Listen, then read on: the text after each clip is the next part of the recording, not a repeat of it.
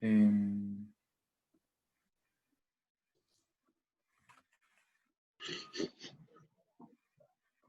perfecto. No te gane la tecnología, Carlos. No, estoy con pocas horas de sueño bueno, Sí, por sí. varias. Tengo que decir lo importante que fue papá hace un par de días, Carlos, su segundo hijo, Santiago. Así que no duerme ahora. Sí, aproveché la noche para terminar algunos detalles. Perfecto, entonces cuando ustedes me digan yo puedo comenzar. Ahí estamos. Comienza nomás.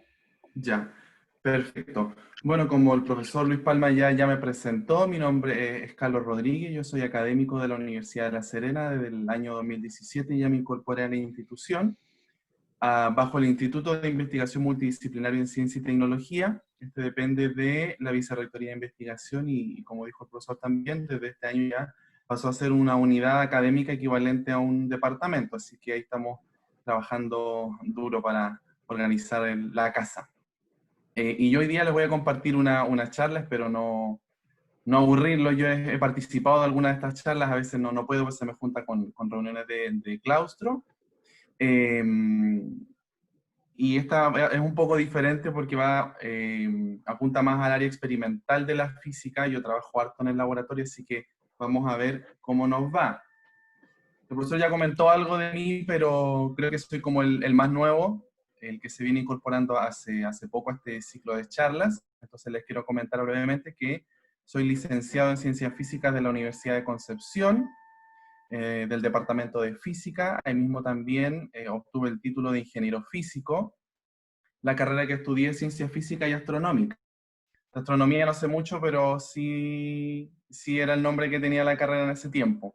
Luego algunos profesores, sobre todo mi profesora asesora del doctorado, dice que vi la luz, que me cambié al lado bueno de la fuerza, otros dicen que me cambié al lado oscuro. Me fui a la Facultad de Ingeniería a hacer el doctorado en Ciencia e Ingeniería de Materiales, y ahí obtuve el grado de doctor el año 2015, y en el intertanto se dio la posibilidad de hacer una joint supervision, una cotutela con la Universidad Libre de Bruselas. Entonces también obtuve el doctorado en Ciencias de la Ingeniería y Tecnología de la Universidad Libre de Bruselas. Un poco de mí, bueno, he realizado docencia en el Departamento de Física y en la Universidad de Concepción, antes de venirme aquí a la Universidad de La Serena. En 2016 y 2017 estuve en la Universidad de La Serena, bajo la figura de postdoctorado, en un plan de mejoramiento institucional en energía y sustentabilidad ambiental. Y del 2017 a la fecha, como yo les comenté, ya me incorporé como académico al instituto. El 2018 pasé a ser parte del claustro del doctorado en energía y medio ambiente, y de este año tuve el desafío de coordinar el curso de energías renovables. Somos varios profesores, entre ellos la profesora Sonia Montesinos, que está aquí presente. Hacemos parte de este curso, y de hace un par de semanas también fui nombrado secretario académico del instituto, así que estoy con hartas actividades ahí queriendo aportar a la institución.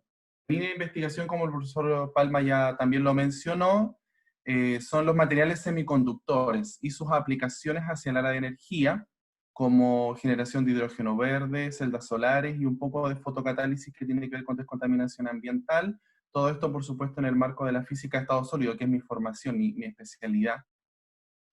También trabajo bastante en el área experimental, en síntesis de materiales y la caracterización a través de métodos físicos, es decir, caracterización óptica, eléctrica, estructural, y he trabajado ya como 7, 8 años en las aplicaciones de materiales semiconductores en celdas solares. Voy a partir con algo muy sencillo, aquí no es para que nadie siga, ¡ay, cómo está explicando esto tan simple! ¿Ya? Pero para que se comprenda a cabalidad la importancia de los materiales semiconductores, quise partir con esto. Entonces aquí tengo en la figura el diagrama de energía en función de la distancia interatómica. Entonces lo que nosotros observamos es que cuando tenemos los átomos muy lejanos, no hay... Perdón, Ujú. veo un cuadrito muy chiquitito que no veo nada y se ve solo tu rostro. Necesitamos que compartas que no se ve nada. Sí, no sé si a todos les pasa. Yo veo bien. Yo veo bien, a lo mejor Yo igual tengo lo que veo. ocultar el panel de video. Tiene que ser la configuración de su pantalla, entonces. Sí, Carlos, apaga tu video. eso, apaguen todos los videos porque así se ve la Todos los pantalla videos. completa. Yo lo tenía apagado, Yo lo tengo video y voz. apagado. Ah, a ver. No, Ahí sí. ahí. Ahí. Ahí sí. No me aparece el nombre, no. Ujú. Tiene que ser la configuración de la pantalla. Tiene que aparecer ahí en su pantalla un cuadradito blanco. Y usted lo pincha y se cambia. Doble clic. Mira, con este sistema vengo trabajando hace un buen tiempo y no, primera vez que pasa esto, no. A ver, voy a dejar de compartir la pantalla y la voy a compartir de nuevo. ¿Ya?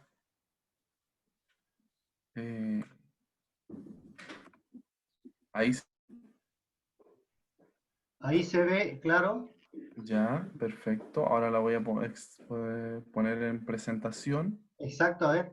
Démosle un segundo que esta cosa. Ahí. Ahí sí. Perfecto. Seguimos entonces. Vamos. Eso. Entonces, bueno, muy rápidamente cuando los átomos se acercan, entonces sienten estas fuerzas atractivas y repulsivas. Y aquí yo siempre lo explico de una manera muy simple, que es que aquí los átomos, igual que muchos de los estudiantes, estudian PAL 4, lo mínimo, para poder formar enlaces, ¿cierto? La mínima energía es ahí donde me quedo, igual que los estudiantes. Estudiamos PAL 4 para pasar. Entonces, en este caso, a cierta distancia interatómica se minimiza la energía, esta competencia que existe entre la energía de atracción y repulsión, y es donde se forman los enlaces. Si yo acerco más, entonces la fuerza repulsiva, como se observa aquí en el gráfico, es mayor y por lo tanto no es posible que se formen estas uniones. En términos de energía, que es lo que a nosotros nos interesa para la descripción de los materiales semiconductores y sus aplicaciones, es que, usando el modelo más simple del átomo de Bohr, lo que nosotros tenemos es que los electrones se encuentran en niveles discretos, orbitando alrededor del núcleo. Dependiendo del átomo, puede ser de carbono, de silicio, etcétera, tenemos diferentes niveles. Cuando yo, en este caso en particular, quiero formar un sólido, que son el número de Avogadro átomos, en realidad ya se complica un poco la cosa porque tengo bastantes niveles, los cuales al ponerse muy cerca a los átomos comienzan a competir, es decir, el nivel 3 del átomo 1 con el nivel 3 del átomo 2, ambos son niveles 3 y todos quieren estar en mantener su nivel.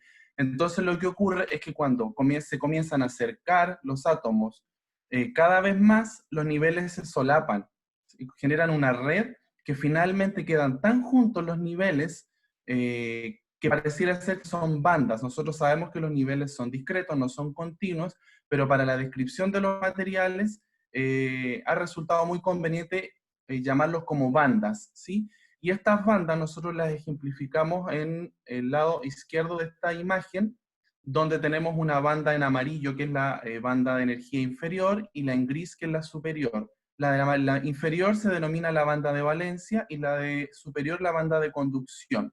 La gracia es que estas bandas, dependiendo del tipo de material y de sus propiedades, pueden estar separadas ciertas distancias. La banda de valencia en general contiene la mayor cantidad de los electrones, y la banda de valencia está mayoritariamente vacía. ¿Qué quiere decir vacía? Que hay estados disponibles para los electrones. La distancia que existe entre estas dos bandas se llama banda prohibida, ¿por qué? O band gap, porque no existen estados disponibles para los electrones. Esto, bueno, no es antojadizo, sino que también obedece a la distribución de Fermi-Dirac. Entonces, en ciencia de materiales, ¿qué es lo que nosotros hacemos para identificar los diferentes tipos de materiales? Es agruparlos en función de su diagrama de bandas. Nosotros tenemos, por ejemplo, el aislante, que es el material A, una banda de conducción que está separada por una banda de valencia en una brecha amplia. Generalmente es mayor a los 4 electronvoltios. Por lo tanto, si yo quiero que un electrón que se encuentra en la banda de valencia pase a la banda de conducción y pueda participar de un proceso de conducción eléctrica, vamos a necesitar gran energía. Por lo tanto, lo que ocurre es que los materiales aislantes, cuando yo aplico un estímulo externo para hacer para permitir el paso de un electrón de la banda de valencia a la banda de conducción, lo que voy a hacer es que esa energía la voy a transformar en calor y voy a quemar el material. Por otro lado, tenemos el conductor, que es el material tipo C, que es una situación opuesta a la de los aislantes. Acá tenemos que las bandas se encuentran solapadas, por lo tanto los electrones pueden moverse libremente y al más mínimo estímulo, entonces van a conducir la corriente eléctrica. Y tenemos la situación de los semiconductores, que es una situación intermedia. Ya voy a comentar un poco eso. A mí no me gusta decir que los semiconductores tienen resistividad entre aislantes y semiconductores, porque en algunos casos podemos tener resistividad inclusive mayor que algunos aislantes y una conductividad mayor que algunos metales. Entonces, por ahí no es la definición que más me gusta de semiconductores. En este caso tenemos una banda prohibida que es intermedia entre 1 electronvolt o 0,5 hasta 4 electronvoltios, lo que hace que bajo ciertas condiciones los electrones puedan pasar de la banda de valencia a la banda de conducción y participen del proceso de conducción eléctrica. Y aquí viene lo que yo digo, la magia de todo esto, es que esta brecha es lo suficientemente pequeña para que por excitación térmica u óptica los electrones puedan pasar de una banda a otra. Y es ahí donde comenzamos a prestar atención. Rápidamente, ¿cuáles son los materiales semiconductores? Bueno, aquí los podemos encontrar desde la tabla, desde el grupo 2 al grupo 6 de la tabla periódica. Pero obviamente no todos los elementos son semiconductores. Tenemos el zinc, el aluminio, el cadmio, no son semiconductores. Pero yo puedo formar semiconductores a partir de esos elementos. Tenemos los semiconductores elementales, que son el silicio y el germanio, y compuestos semiconductores de mucha naturaleza. Yo trabajo y me he especializado en los del grupo 2,6, que son el zinc, el cadmio, bueno, también con el plomo, con los calcogenuros, azufre, selenio, teluro y también los óxidos semiconductores. ¿Por qué les decía que no me gusta catalogar a los semiconductores como resistividad intermedia? Porque la gracia es que ellos pueden variar sus propiedades, un amplio rango de magnitud. Ustedes pueden ver el sulfuro de cadmio que tiene una conductividad bajo ciertas condiciones muy baja, de 10 a la menos 8, y en otros casos puede ser casi de 10 a la 2. Por eso no es tan simple decir, no tiene una resistividad entre metales y aislantes. Los semiconductores los podemos catalogar en dos grupos, los intrínsecos y los extrínsecos. Los intrínsecos también se denominan los puros, en donde los portadores de carga son los que se generan térmicamente nada más. Es decir, cuando yo aplico temperatura, permito que un electrón se genere y pase de la banda de valencia a la banda de conducción. Ese es un portador de carga negativo. Y al dejar un espacio disponible, que es un estado disponible, se le llama hueco, y ese hueco se asocia en física a un portador de carga positivo, y se puede describir también una corriente asociada a huecos, etc. Y en este caso nosotros tenemos que la concentración de electrones N y la concentración de huecos son iguales, ¿sí? Entonces siempre se van a hacer iguales porque los únicos portadores que se generan son térmicos, y por lo tanto la concentración de portadores, como vemos en el gráfico, en función de la temperatura tiene una relación lineal. Sin embargo, esos semiconductores no son de interés para la electrónica optoelectrónica moderna, no así los semiconductores extrínsecos, que son los electrones dopados o con defectos en la red. Y aquí tenemos dos situaciones. Tenemos los semiconductores que se llaman tipo P, que es cuando los dopamos con elementos que tienen menos electrones de valencia y entonces generan estados disponibles o añaden huecos. Y entonces lo que ocurre es que ahora tenemos más huecos en la banda de valencia que electrones en la banda de conducción. Por otro lado, tenemos el tipo N, que es todo lo opuesto. El material se dopa o tiene defectos en la red de modo tal que genera exceso de electrones, y por lo tanto en este caso se llama tipo N. Algunos dicen tipo P de positivo y tipo N de negativo. Yo siempre los regaño porque los materiales son carga neutra, por lo tanto no es correcto decir uno es positivo y el otro es negativo. Y en este caso, la relación entre las concentraciones ya no es que son iguales, sino que depende de las concentraciones de los átomos dopantes. Bueno, ese ND es el donador, que es el que dona electrones, y el Na es el aceptor, ¿cierto? Que acepta electrones o dona huecos.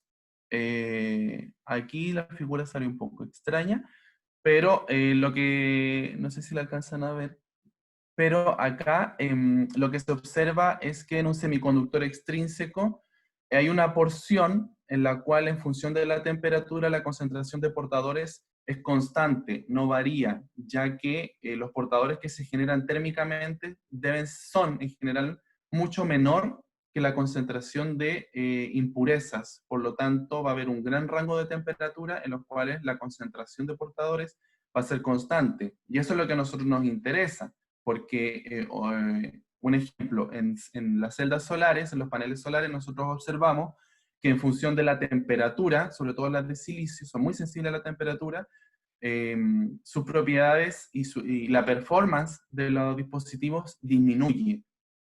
Y esto en particular se debe a estos efectos de la temperatura, y es por eso que se desea que los semiconductores extrínsecos mantengan sus características en un amplio rango de temperaturas. La principal aplicación que trabajo yo de los materiales semiconductores es la aplicación en celdas solares. Existen diversos tipos de celdas solares y en este caso estoy mostrando la de segunda generación, que son las de silicio. La parte importante de la celda solar o la parte activa es la unión entre dos materiales semiconductores, uno tipo P y uno tipo N. ¿Por qué? Porque cuando yo uno estos dos materiales se forma un diodo. De hecho, la celda solar en oscuridad es exactamente un diodo. ¿Qué quiere decir? Que se permite el paso de corriente en una sola dirección y entonces todas las cargas que se generan nosotros las podemos dirigir y las podemos colectar y utilizar. En este caso, los electrones se generan en la capa P, que es un material semiconductor que absorbe la luz, y viajan, ¿cierto? Son arrastrados hacia el silicio tipo N, y luego son colectados por contactos metálicos. Nosotros podemos hacer la misma explicación que realicé recién en función del diagrama de banda. Nosotros tenemos acá las bandas de valencia y la banda de conducción acá arriba, del material tipo P y tipo N. Entonces, cuando la luz ingresa al dispositivo, debe atravesarlo hasta llegar al material tipo P, lo que implica que todas las capas anteriores deben ser translúcidas o deben tener un alto porcentaje de transmisión óptica. Cuando la luz llega al material tipo P, entonces este material debe tener un bandgap que absorba en el rango visible, si no, no me sirve. Y al absorber en el rango visible es capaz de tomar la energía de la luz para que un electrón de la banda de valencia pase a la banda de conducción. Y este electrón, debido a que nosotros tenemos un diodo acá, existe un campo eléctrico que va desde N a P, por lo tanto lo arrastra hacia N. Y es así como nosotros podemos generar este flujo de electrones, que es una corriente eléctrica, a partir de la radiación solar. Ahora, yo les voy a comentar rápidamente sobre lo que trabajamos aquí en la Universidad de La Serena para caracterizar los materiales en cuanto a sus propiedades físicas. En realidad trabajamos diversos tipos de técnicas de caracterización, pero en este caso me he centrado en las cuales yo he estudiado un poco más, que son las propiedades eléctricas y las ópticas de materiales semiconductores. Para la caracterización de materiales eléctrica de materiales semiconductores usamos una técnica que se llama el efecto Hall, que bueno, si alguno estudió dispositivos semiconductores tiene que haberla visto. Y en este caso lo que nosotros hacemos es tener una barra semiconductora como la que muestra la figura y hacer pasar una corriente eléctrica en dirección X. Hasta ahí va todo normal, los electrones o los portadores de carga, en este caso estamos considerando el caso de una barra semiconductora tipo P, se van a mover en la dirección de la corriente y no hay ningún problema. Pero ahora le ponemos un extra. Hacemos incidir un campo magnético perpendicular a esta corriente eléctrica. Y entonces lo que se observa es una desviación de los portadores de carga, como muestra la figura. Es la que se encuentra acá. Entonces, se sigue moviendo, ¿cierto?, en dirección X, pero tienen una desviación y luego, al desviarse, continúan en X. Entonces nosotros, para comprender qué es lo que está ocurriendo y poder determinar algunos parámetros importantes, lo que hacemos es lo que nos gusta hacer los físicos, diagrama de fuerzas. Entonces lo que tenemos acá es básicamente la fuerza total que va a sentir esa carga, que viene dada por la fuerza de Lorentz, ya que tenemos un campo eléctrico y un campo magnético. Al separarse las cargas se produce un campo eléctrico entre los bordes de esta barra. Lo que a nosotros nos interesa principalmente es la fuerza que está sintiendo la partícula en la dirección Y. Y en este caso en particular, una vez que se inicia el campo magnético, entonces esta partícula se comienza a desplazar hacia uno de los lados, depende de si es tipo N o tipo P, si es electrón o si es hueco, se va a mover hacia el lado derecho, se van a mover hacia el lado izquierdo. Entonces, en este caso lo que va a aparecer es un campo eléctrico, y este campo eléctrico debe ser igual al voltaje de X por el campo magnético. ¿Por qué? Porque la fuerza finalmente que va a sentir en estado estacionario esta partícula es cero, porque una vez que ya se desplaza por efecto del campo magnético, continúa su trayectoria en X. Por lo tanto, es cierto cuando decimos que F sub Y es igual a cero. Y acá, entonces, lo que nosotros llamamos el efecto Hall, que es el desplazamiento de los huecos o de los portadores en presencia de un campo eléctrico y un campo magnético. Y el voltaje resultante se llama el voltaje de Hall. Generalmente el valor no nos interesa, sino que nos interesa el signo. El voltaje de Hall nos va a decir si es signo positivo, es un semiconductor tipo P, y si es signo negativo, es un semiconductor tipo N.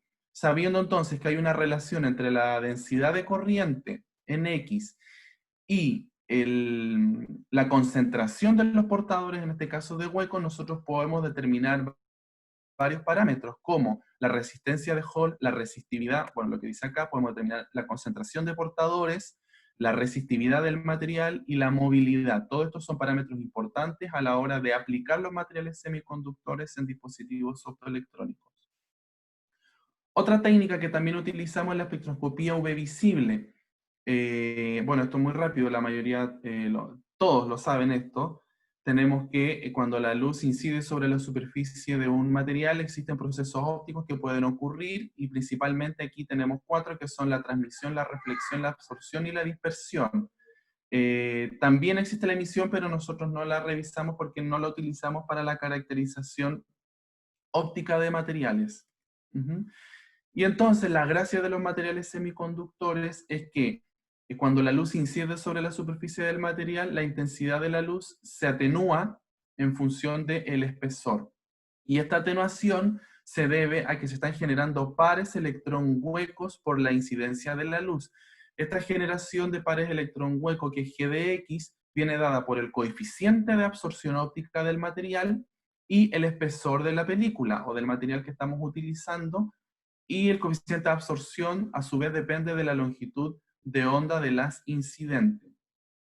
Aquí también nosotros tenemos relaciones que existen entre la transmitancia, la reflectancia y la absorbancia. Bueno, aquí toda una teoría que se desarrolla que tiene que ver con las propiedades ópticas de los materiales. Esta información, bueno, nosotros la estudiamos la estudié un poco en el doctorado. Pero esta es la fórmula general que vincula la transmisión, la reflexión y la absorción en un material semiconductor.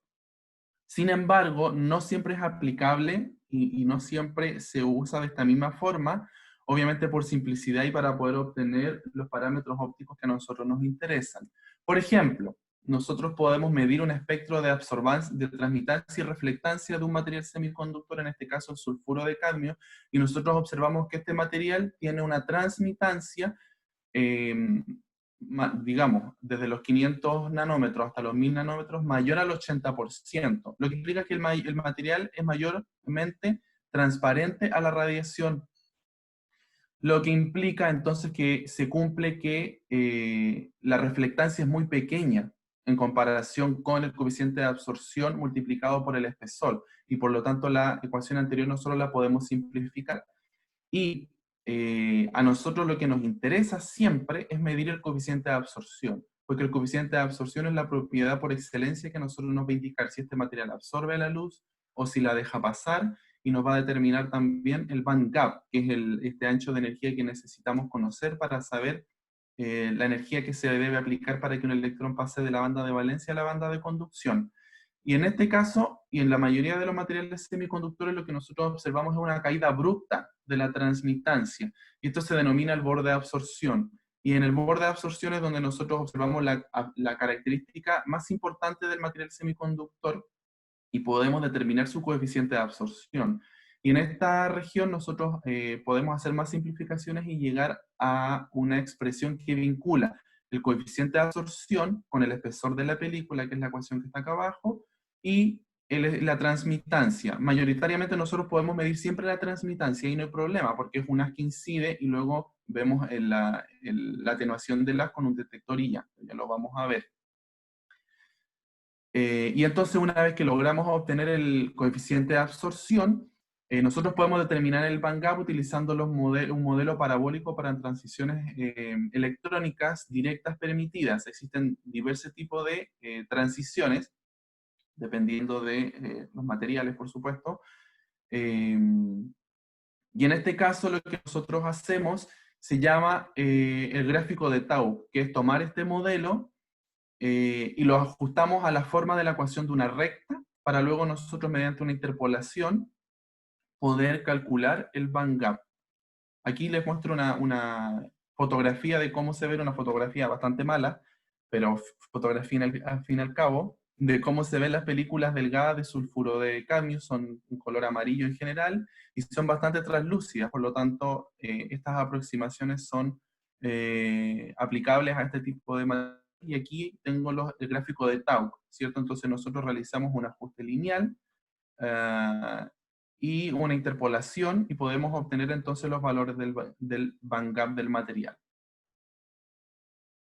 Sin embargo, esto que acabo de explicar no siempre es válido para todos los materiales semiconductores, porque también depende de cómo se crezca este material. Por ejemplo, si tenemos películas opacas, ya no tenemos un alto porcentaje de transmisión óptica. También cuando tenemos capas que son gruesas, es decir, mayores de 3 micras, tampoco vamos a tener transmisión, y cuando son porosas vamos a tener un elevado scattering. Por lo tanto, ya este modelo que acabamos de ver ya no nos sirve, y entonces, en este caso, lo que nosotros hacemos es utilizar la teoría de la reflectancia difusa. En lugar de medir los espectros de transmitancia o reflectancia, que son reflexión directa, medimos la reflectancia difusa. Y en este caso, utilizamos el modelo propuesto por Kubelka y Munk, que relaciona la reflectancia difusa con el coeficiente de absorción. Les recuerdo que siempre queremos conocer el coeficiente de absorción, y en este caso se relacionan mediante S, que es el coeficiente de dispersión. Y por lo tanto, Kubelka y Munk lo que hicieron fue determinar un coeficiente de absorción difusa, que es FDR, que viene determinado por el coeficiente de absorción y el coeficiente de dispersión, que a su vez dependen de la reflectancia difusa. Y aquí les muestro imágenes de unas películas que también hemos obtenido nosotros, que son de un semiconductor que se llama oxicloruro de bismuto.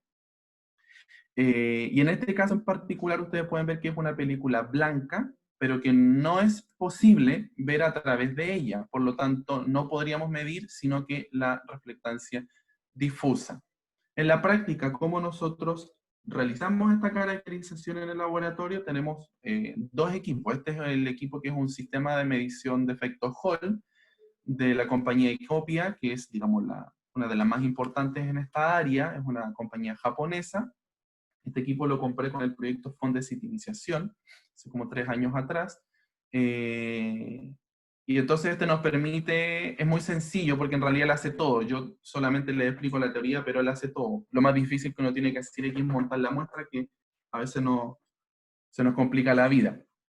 Entonces lo que nosotros tenemos es un sistema que tiene un magneto, un imán, como ustedes lo pueden ver acá, en la tercera figura, y el portamuestra. Entonces se corta la muestra, se posiciona en este portamuestra y luego se sitúa acá. Entonces siente el campo magnético perpendicular y luego de eso nosotros aplicamos la corriente eléctrica. Y esta corriente se aplica en diferentes direcciones, en diferentes puntos, perdón, de la muestra, y se va midiendo el voltaje. Y entonces así nosotros podemos obtener una caracterización eléctrica completa. Por ejemplo, de hecho este es el método de Van der Pol, ¿sí? El método de 4 puntas, que es ampliamente reconocido para caracterización eléctrica de películas delgadas. Podemos aplicar una corriente de A a B y medir el voltaje en CB, y así sucesivamente, y aquí en la figura, que no se ve muy bien, pero esta es la interfaz que tiene el software, y nos entrega a nosotros los voltajes que midió de A a B, luego de B a D, etc. Y nos entrega el coeficiente de Hall, la resistividad, también nos entrega la conductividad y la movilidad, que son los parámetros que yo les había dicho, y también podemos ver una curva IV, ¿sí? Del material semiconductor. El input, acá es importante saberlo, es la corriente que nosotros vamos a aplicar, porque dependiendo del material, debemos ajustar la corriente. Si es un material que tiene una resistividad teórica más o menos baja, pues podemos aplicar una corriente alta. Pero si el material es altamente resistivo, como los semiconductores del tipo 2.6 en general, debemos usar corrientes más bien bajas, de los microamperes, o inclusive menores. Entonces la caracterización eléctrica les voy a mostrar algunos resultados para no quedarme solo ahí en palabras. Aquí muy bonito todo, pero qué es lo que hacen, cómo lo aplican, todo esto. Lo que hicimos fue obtener películas delgadas de sulfuro de plomo, que es un material que ustedes pueden ver claramente oscuro, por lo tanto ya nos va diciendo que pudiese absorber la luz, también nos va diciendo que por ahí no podemos usar transmitancia. ¿Y qué es lo que dijimos? Bueno, nosotros usamos soluciones acuosas para obtener estos materiales, variemos el pH de la solución y veamos cómo se afectan sus propiedades físicas. Básicamente estudiamos la caracterización eléctrica y la óptica. En este caso, ¿qué es lo que obtuvimos? Es que el voltaje de Hall fue siempre positivo, lo que implica que este material es un semiconductor tipo P. Punto a favor, primero ya vemos que es oscuro, que es tipo P, y por lo tanto pareciera ser que la aplicación va para celdas solares de capa absorbente. También el instrumento nos entregó la concentración de portadores, que fue del orden de 10 a la 16 centímetros a la menos 3, y pareciera haber una tendencia, que vamos a ver luego, en función del pH. Y por último nos entrega el valor de la resistividad, donde se observó que para cambios muy pequeños de pH inicialmente se observa una drástica caída de la resistividad, es decir, el material comenzó a conducir un poco más la corriente, y luego se mantuvo más o menos constante. Así que pareciera ser que elevados pH son mejores para conducir la corriente eléctrica. Algunos podrán pensar y dirán, bueno, que conduzca la corriente es mejor para celdas solares. En principio sí, pero luego vamos a ver algo que ya vamos a mandar pronto para una revista, que un resultado muy interesante que nos sorprendió, y ahí nos tocó cabecearnos un poco para ver qué es lo que estaba ocurriendo.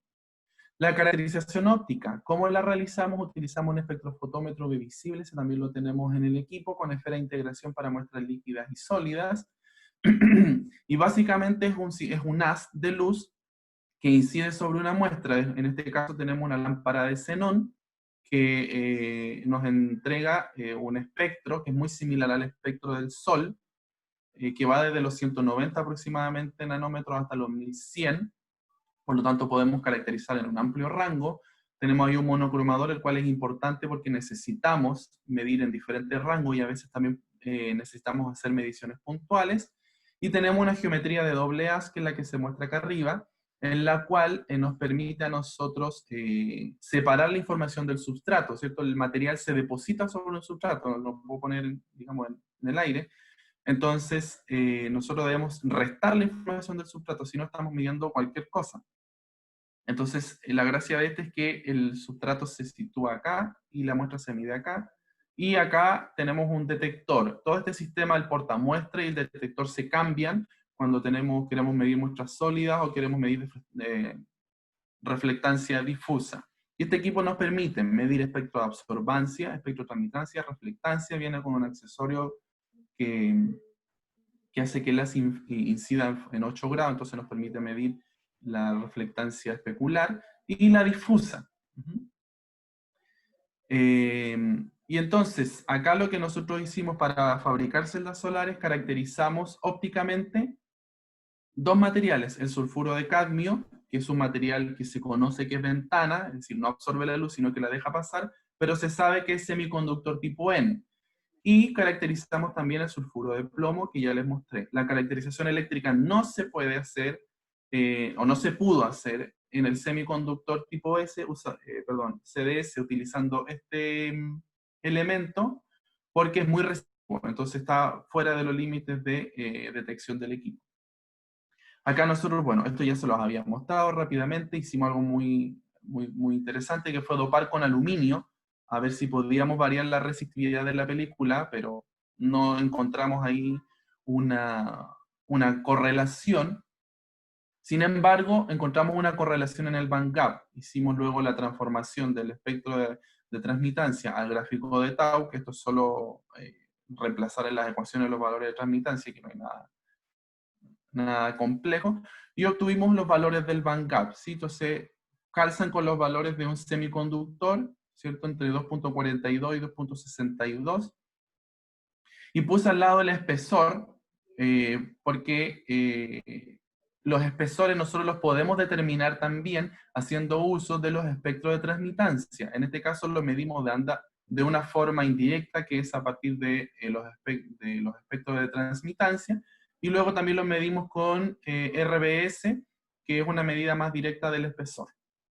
Y los resultados fueron similares, no decir iguales, porque es imposible, fueron similares. Y entonces, por otro lado, tenemos el espectro de reflectancia difusa de las películas de sulfuro de plomo. Y aquí, como yo les había comentado, se varió el pH. Y también usando el método de Kubel-Kamun pudimos determinar el bandgap haciendo el ajuste a la porción lineal. Y aquí observamos también que hubo una disminución del bandgap en función del pH. Y entonces aquí me voy a detener un poquito, porque es interesante observar que en un caso hay un aumento del bandgap, es decir, más radiación se transmite en la capa de sulfuro de cadmio, que es lo que nosotros deseamos, que toda la luz pase al semiconductor P, que en este caso es el sulfuro de plomo, el PBS. Y por otro lado, observamos que se redujo el bandgap del semiconductor PBS que absorbe, y por lo tanto, en teoría, absorbe más la luz. Y uno dirá, wow, perfecto, entonces, si usamos la de CDS con el bandgap más amplio, y la de PBS con el pH más alto, entonces nos va a dar la eficiencia de la celda solar más alta. Ya vamos a ver cuál es la respuesta. Por último, ya con esto estoy terminando, les quiero mostrar el proceso de la fabricación de las celdas solares. Existen muchísimas tecnologías para fabricar celdas solares y películas delgadas. Existen los métodos físicos como coevaporación, PVD, plasma, etc. Pero esos son técnicas que requieren equipamiento sofisticado, a los cuales nosotros no podemos hacer. Estamos hablando de equipos de más de 100 millones de pesos, digamos, con laboratorios que requieren cierta complejidad. Entonces, ¿qué hicimos nosotros? Nos vamos por lo que sí podemos hacer. Además, nos permite a nosotros abaratar costos. Y la idea también es que los dispositivos, que podamos hacer celdas solares, pero a costos competitivos, aun cuando en la actualidad las celdas solares de silicio tienen su impacto a nivel mundial, digamos, porque generan energía a costos bastante competitivos, compiten bastante fuerte con los combustibles fósiles. Sin embargo, tiene otras desventajas, ya me estoy yendo por otro lado, pero no lo vamos a ver. Lo que nosotros usamos son las técnicas de solución acuosa que se llaman depósito por baño químico, es decir, tomamos un substrato, que en este caso es un vidrio conductor, ¿sí? Porque necesitamos la colección de los electrones, y lo vamos lo vamos sumergiendo en diferentes soluciones para depositar los materiales que nosotros queremos. Es una preparación en multicapa. Entonces primero obtenemos la película de sulfuro de cadmio, y luego la de sulfuro de plomo en una configuración superestrato. Es decir, la luz incide por el substrato, no por el semiconductor. Y finalmente nosotros realizamos la caracterización eléctrica con simuladores solares. ¿Qué es lo que nosotros observamos? Bueno, el simulador solar que utilizamos fue en colaboración con un profesor de la Universidad de Concepción, el profesor Paul Rasch, que él tiene un simulador solar, digamos, clase AAA, que es el que generalmente piden. O sea, si yo mando esto a una revista y no tengo ese simulador, me lo van a tirar por la cabeza. Así que, ¿tenemos un simulador en el laboratorio? Claro que tenemos uno, lo elaboramos, ¿cierto? Como buenos ahí investigadores luchones, nos tocó ahí, nos compramos una lámpara de xenón de auto, montamos unos voltímetros con unas fuentes de poder y ya, logramos medir. Y eso nos sirve para a nosotros saber como primera medida si es que nos da o no nos da. Esto, porque preparar una celda solar no es un trabajo de un día, se nos toma más o menos una semana y media, una sola. Y de ahí la tenemos que enviar a Concepción y de ahí se demora, entonces mejor hacemos esa prueba en el laboratorio y luego enviamos. Entonces lo que nosotros hicimos fue, en primer lugar, ver qué pasaba cuando aumentábamos la concentración de aluminio, y qué es lo que vimos, que conforme aumenta la concentración de aluminio, tenemos dos curvas, la A y la B. La A es la curva de corriente-voltaje, que es la curva IV, la típica para caracterización de celdas solares, y la segunda es la de potencia. Veamos la de potencia en honor al tiempo, y observamos que la que tiene el pic más alto de potencia es la de 9% de aluminio, la que tenía el bandgap más amplio. Uno dice, bueno, claro, obvio, está dejando pasar más luz al material PVS para que absorba. Pero interesantemente, la que sigue no es la de 4%, sino que es la que no se dopó. Y eso nos llamó mucho la atención. Dijimos, bueno, en teoría debe ser conforme aumenta el bandgap, deberíamos tener mayor eficiencia. Y de hecho observamos que no. Logramos 1,45% de conversión energética para la 9%, y luego cae drásticamente para 4%, y finalmente sube nuevamente para la celda sin dopar.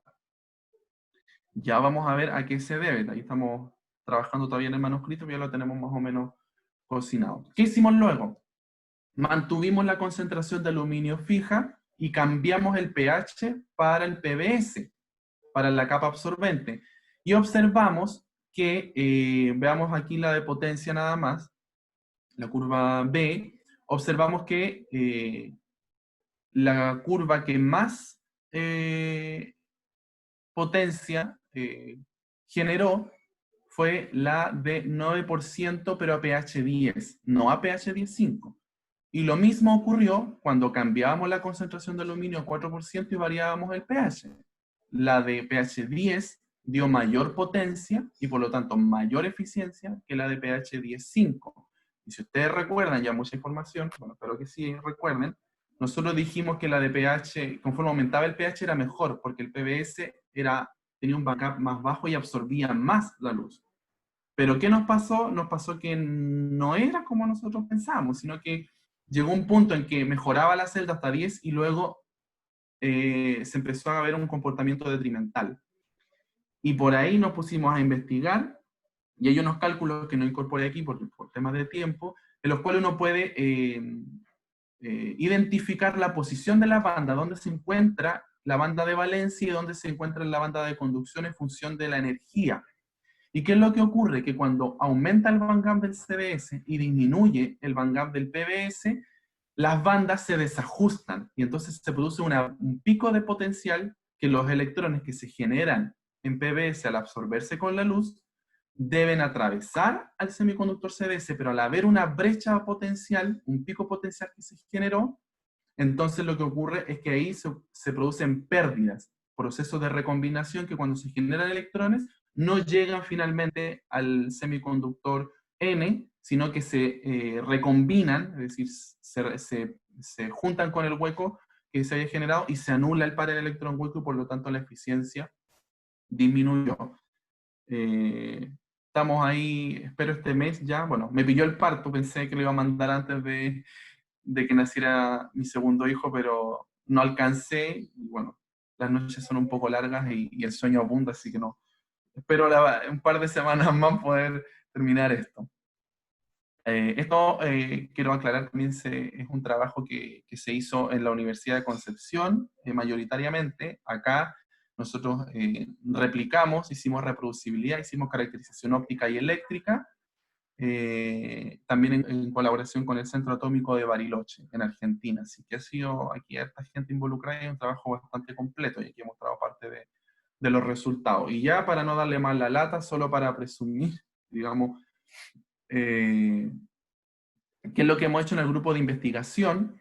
Hemos adjudicado algunos proyectos. Bueno, el primero es un proyecto que adjudiqué yo antes de ingresar a la universidad, en el mismo periodo. Luego adjudiqué el Fondes Irregular. Tenemos un proyecto de colaboración redes. Soy el co-investigador con la UNAM de México para estudio de semiconductores con aplicaciones en energía y descontaminación ambiental. Y bueno, el año pasado no gané Fondes Irregular. Bueno, no es extraño, ¿cierto? Me entenderán muchos.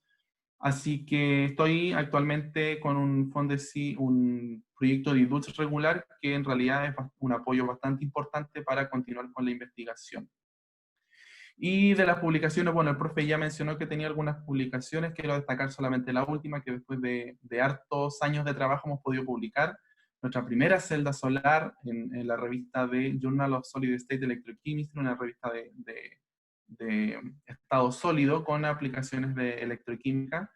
Pero aquí también pueden ver que tenemos materiales aplicados a lesiones de plomo-cobalto, no son semiconductores, son lesiones metálicas, en este caso no es una lesión, es un composito. Para evolución de oxígeno, para generación de hidrógeno verde, aquí tenemos semiconductores, fotocatálisis, que es una línea que estoy incursionando últimamente. Así que, bueno, ya no sé si me extendí mucho. Justo, mire, me dijeron 45 minutos, 43 minutos. Y ya, bueno, muchas gracias por su atención y bueno, podemos seguir ahí conversando, pero no haber hablado mucho. Hablé. No, está bien, Carlos. Consultas, por favor, si alguien tiene alguna consulta la puede hacer.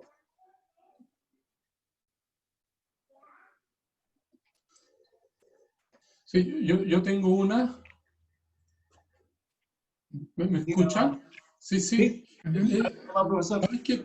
Bueno, soy ignorante en el área, pero esas películas que mostraste, las fotos parecen sistemas que tienen cierta flexibilidad. Parece que uno pudiera doblarlas fácilmente, digamos.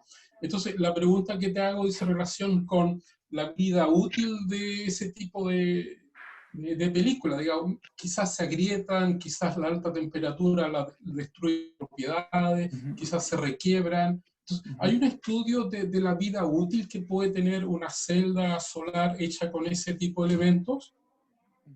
Sí, sí. Bueno, las que nosotros sintetizamos, las que nosotros obtenemos son sobre sustratos rígidos. Usamos vidrio, esos portaobjetos, y después usamos un sustrato que es un óxido conductor transparente, pero es rígido también. Y sobre las flexibles también hemos realizado sobre una cinta, Kapton, y en realidad andan bastante bien. No ocurren estos procesos de fractura que usted menciona con esta técnica, porque es una técnica que se acopla bastante bien a diferentes tipos de sustratos. Pero lo que usted menciona nos pasó cuando este último paper que publiqué, que le mostré, que es una aleación ternaria de cobre indio y azufre, y lo utilizamos por una técnica de electrodepósito. Entonces lo que ocurrió es que el electrodepósito es una técnica que muy similar a las por soluciones, pero tú aplicas una corriente, entonces tú fuerzas al material a formarse y entonces eso produce tensiones. Y esas tensiones luego entonces terminan por fracturar la muestra. En cuanto a los estudios de durabilidad, sí se han realizado y en realidad estos materiales tienen resultados muy similares a las de silicio en cuanto a las propiedades, en este caso son propiedades estructurales, ¿sí? Que en este caso no hay inconveniente. No sufren de fracturas, por ejemplo, no sufren de degradación, de fotocorrosión. De hecho, esa es la ventaja que tienen este tipo de celdas en función de las de silicio, que no sufren degradación, pero sí presentan otro otro tipo de problema, que es, por ejemplo, los ajustes de red. Cuando yo tengo un material, dos materiales que los estoy juntando y son de naturaleza diferente, tengo que lograr que se ajusten las redes de los dos materiales y entonces ahí se produce un proceso de recombinación súper fuerte, súper, digamos, grande. A diferencia de la de silicio, que es el mismo material de silicio, es una barra de silicio y que la dopo por ambos lados. Entonces, la interacción que existe entre ambos lados de la celda es mejor de la de silicio. Entonces, para responder a la pregunta, no hay, digamos, evidencia que diga que se fracturen. No hay problema en ese sentido. Y estos materiales, además, no se degradan. Entonces, que también es un problema a la hora de la recuperación. Cuando yo lo genero y luego ya pierde su tiempo de vida, que aproximadamente son 15 a 20 años, luego el material sigue estando, digamos, en su forma tal cual como se obtuvo y cuesta mucho recuperarlo. Muchas gracias. Gracias. ¿Otra consulta?